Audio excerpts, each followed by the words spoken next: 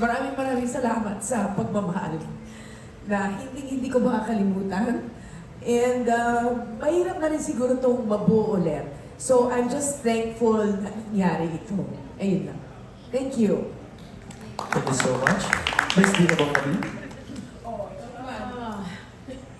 Oo nga, nakakahawa itong mga to. Alam niyo, kaya kami naiiyak. We were so looking forward that this show would end after Christmas pa. We were looking forward to spending Christmas together.